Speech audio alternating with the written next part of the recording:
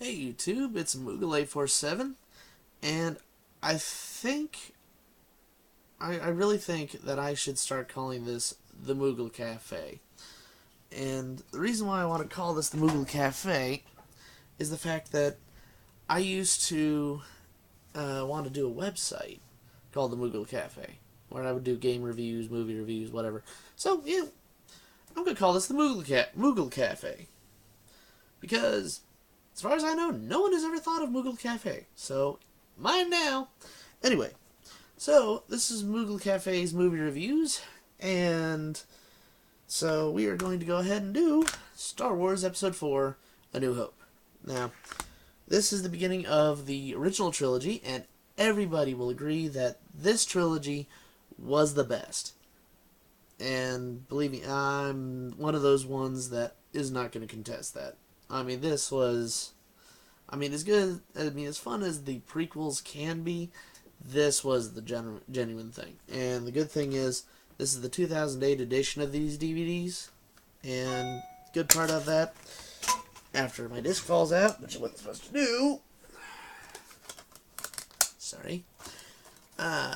It's got two discs. First one being the one with the special features from the special edition version.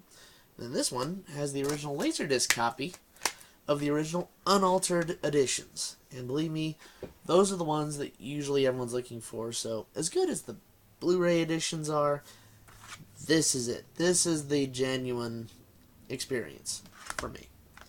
So, basic story to this.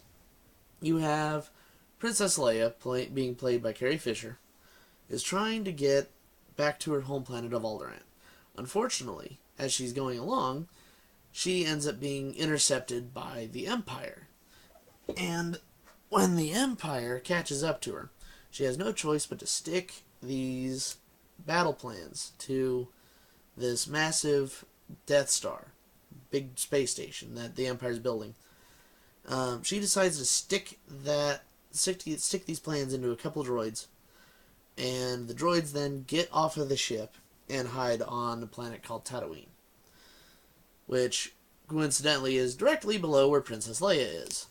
So she ends up being captured. The droids end up on Tatooine, and they are then picked up by these weird nomadic shopkeepers and are bought by Luke Skywalker and his aunt and uncle.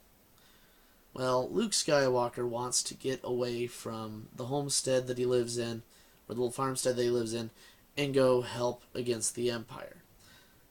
Or just get to the academy, or just wherever. He just wants to get off of Tatooine. And no one can blame him. It's a big desert planet. There's nothing there.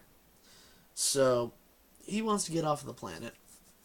And he goes up, and as he's cleaning the droids off, he finds a message from from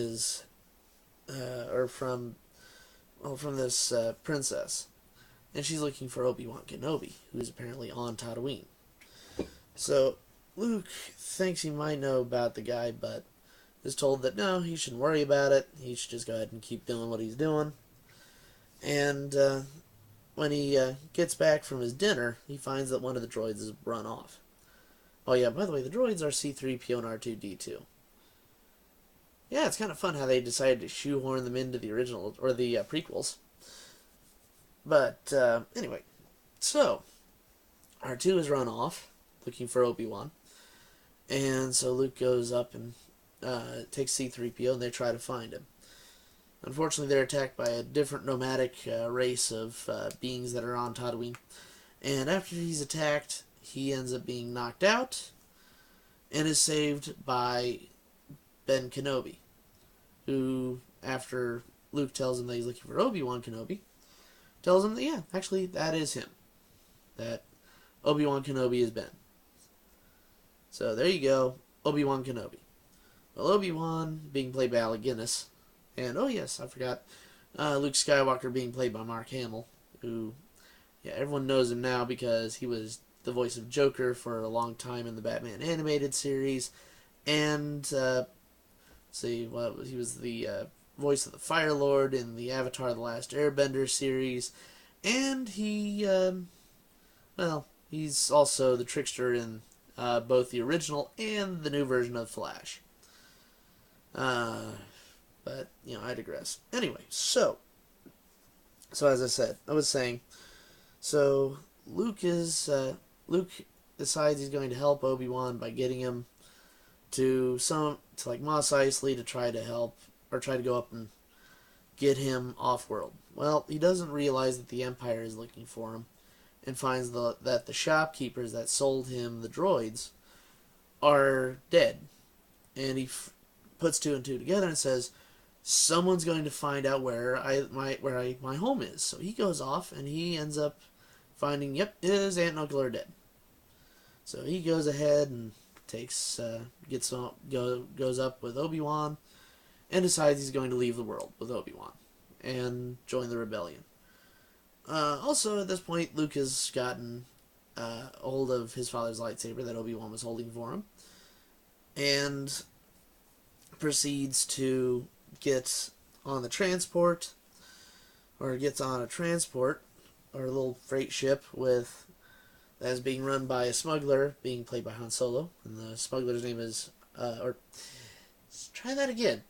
The smuggler is Han Solo, who's played by Harrison Ford. My fault. Slip of the tongue. See, it's just fun when I don't have a script, so, it's more fun to see me just stutter and screw up. Trust me. I don't care about outtakes. Anyway. Just take too long. So Han Solo has his first mate, Chewbacca, and they agree to go ahead and take Han and Obi-Wan to Alderaan. They get on the ship after a few things happen, and in the special edition we have a scene where we get to meet Jabba the Hutt, but they find the Empire is closing on their position fast, but they manage to get themselves out and head to Alderaan. However, the Empire happens to be, who are holding Princess Leia, are having trouble getting her to say where the battle plans are.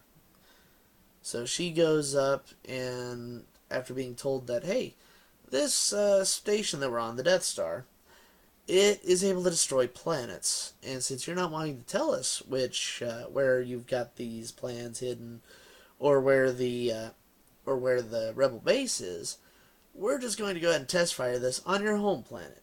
So Leia decides to say, no, don't test it on my home planet. Here, they're on this planet. Turns out, well, one, she lied. Two, yeah, they still go ahead and blow the planet up. They're jerks. But then Han, Luke, and Obi-Wan end up showing up just to find that they're running into chunks of the planet. Good job. And end up getting captured by the Empire themselves. However, they are able to escape or elude capture for the longest time. Find out where the princess is, try to rescue her, and then they escape. And then, after they escape, they find the Empire, and it's now a question, or not the Empire, they already found the Empire.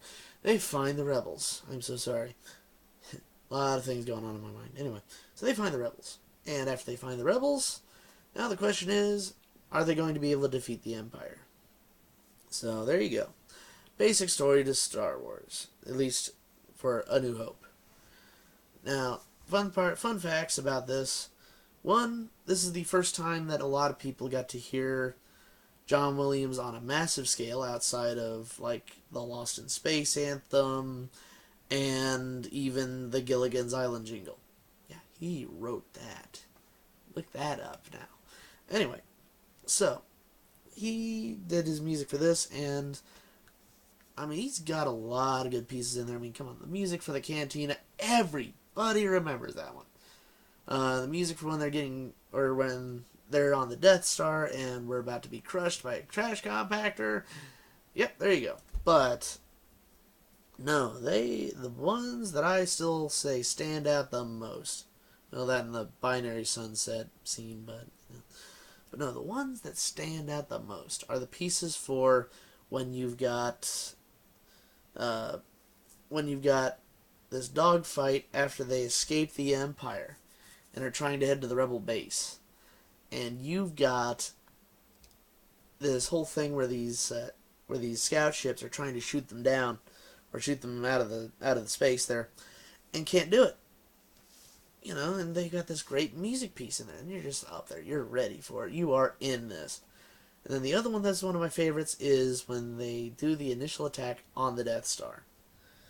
Or when the rebels attack the Death Star. And you got this great scene where they have this trumpet or this brass fanfare, and the ships are dive bombing, and you're like, I'm in. This is great. I cannot wait for this.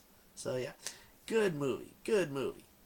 The other fun or interesting things about this, you've got the fact that this is still written by George Lucas, which is fine. However, this is George Lucas's first Star Wars movie, so it actually is good. So that's a good thing. But sadly, it's still directed by him. Well, sorry, this is his first time directing it, and there's some points where it shows a little bit, but it's better than what we had in what we ended up with in the prequels. Not that I'm saying the third movie was bad, but I mean, the third movie was like the best of the prequels, but it was still kind of still had some of that dialogue. But for this, it was good. It was a fun romp. It felt like a mix of kind of like, but at the time you had like Flash Gordon, you know, the Adventures of Flash Gordon, and a spaghetti western. It felt like that, and it was great. The other thing that was real fun with it is the fact that I forget who the guy was that ended up playing the physical version of Darth Vader there, but when it came to the voice, we had James Earl Jones, and this is his first time, at least I can think of, that he did a movie. And so yeah, he's the voice of Darth Vader. And yeah, and everybody knows James Earl Jones. Well, especially nowadays, but anyway, either way. So, as I was saying, this is a good movie. This is a good movie.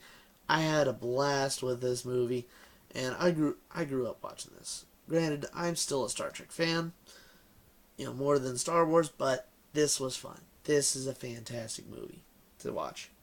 So, with that being said, that's pretty much all I've got. So, hey, come back anytime, check out the Moogle Cafe, and I hope to see you guys again soon. Alright, take care, y'all.